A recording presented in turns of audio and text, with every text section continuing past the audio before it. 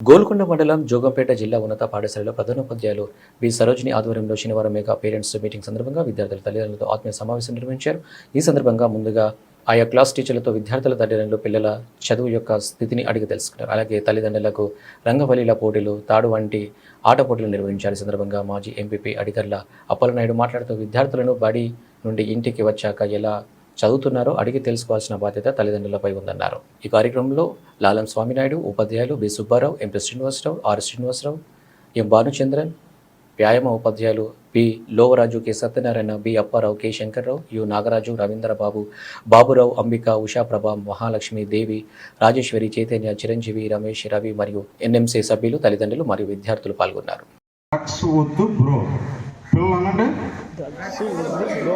గట్టిగా అమ్మాయిలు డ్రగ్స్ వద్దు బ్రో. అందరూ అమ్మాయిలు అంటే ఒక అమ్మద్దు బ్రో, డ్రగ్స్ వద్దు బ్రో. మీ ఇంటి దగ్గర చెప్తారు కదా, మందు తాగడం కానీ గంజాయి తాగడం కానీ. కాబట్టి ప్రతి అమ్మ నాన్న కూడా మన పిల్లలే మనకి అన్నీ కూడా, కాబట్టి సర్వస్వం పిల్లలే. కాబట్టి అలాంటి పిల్లల విషయంలో మరింత శ్రద్ధ వహించాలి. మరింత అంటే అంతకన్నా ఇంకొక పని పెట్టుకోవాల్సిన అవసరం లేదు. ప్రతిరోజు కూడా ఈ యొక్క మాధ్యమాలు ఏవైతే ఉన్నాయో, టీవీ కానీ ఫోన్లు కానీ ఎడిట్ అవుతున్నారు. తద్వారా ఈరోజు అనేక వ్యసనాలకు బానిస అవుతున్నారు.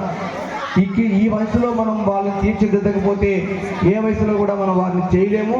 కాబట్టి ప్రతి అమ్మ నాన్న కూడా ఉదయం లేచిన దగ్గర నుంచి 5 గంటలు నా కొడుకు లెగుస్తున్నాడా లేదా, చదువుతున్నాడా లేదా, ఏదైతే హైట్ ఉంటుందో ఆ హైట్లో స్ట్రైట్గా చేతులు ఒకసారి ఎక్స్టెండ్ చేయండి. ఓకే, ఉద్యోగం రావాలి.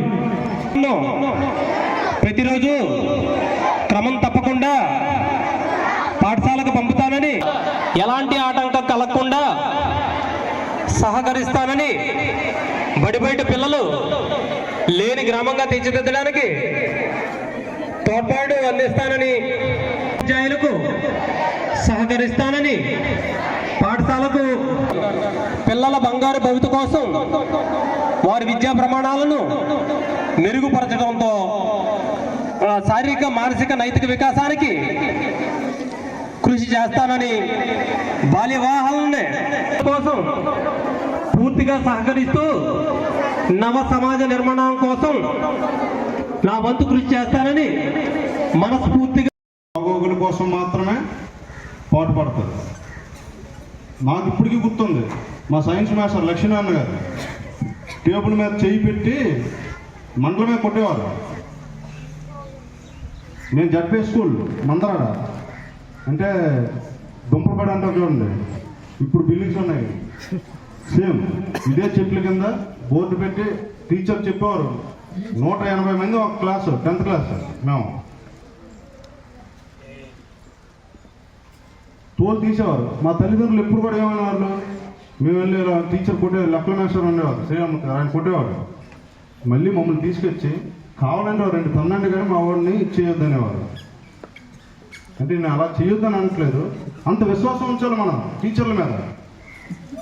ఓ చిన్నదానికి ఉన్నాం, ఏమైపోయింది వెంటనే ఒక వీడియో తీయడం, సోషల్ మీడియాలో పెట్టడం, ప్రతి ఒక్కరికి ఫ్యాషన్ అది, అంతే కదా. ఇప్పుడు ఎవరి మీద సమాజంలో ఎవరి లోపం మనకి, పోలీసులు అనుకోండి మేమేదో అంటాం, పక్కింటోడు అనుకోండి వాడు తిడతాడు, రెవెన్యూ వాళ్ళు అనుకోండి వాళ్ళు తిడతాడు. ఏమి అన్న ఎవరు, టీచర్స్.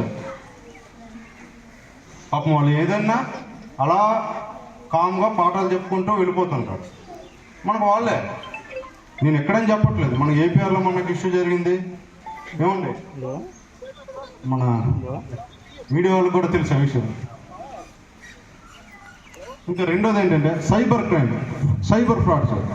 ముఖ్యంగా ఇది కూడా లేడీస్కే చెప్తున్నా.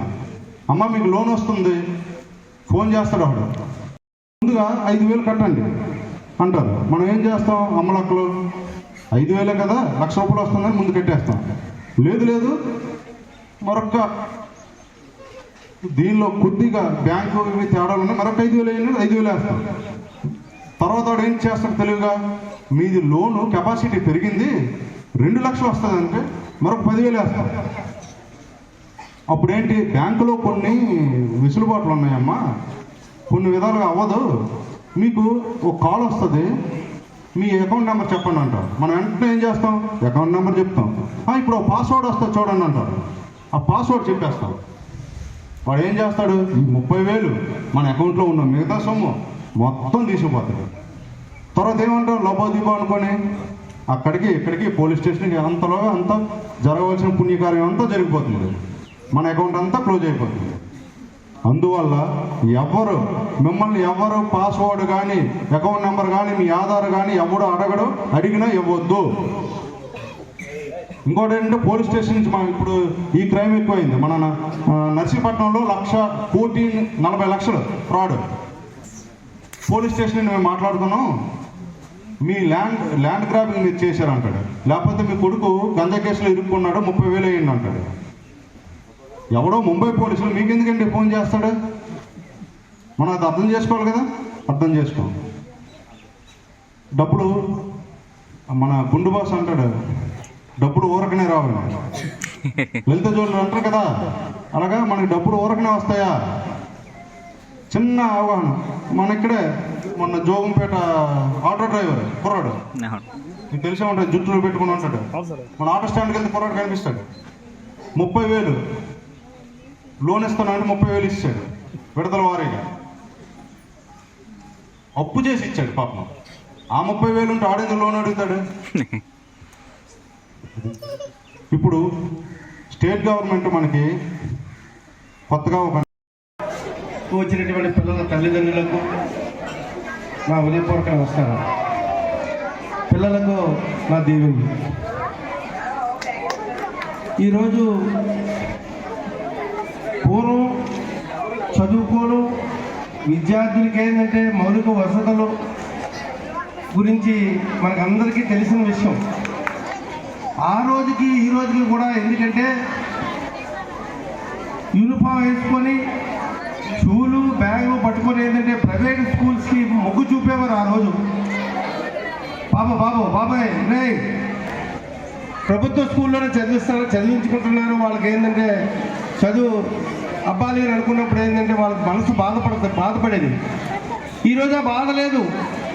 ఈవేళ ఏంటంటే ఎంఏ బీఈడీలు ఎంఎస్ బీఈడీలు టీచర్లు అందరూ కూడా చదువులు ఈవేళ ఏంటంటే మన గవర్నమెంట్ స్కూల్స్లో ఏంటంటే చదువు చెప్తున్నారు.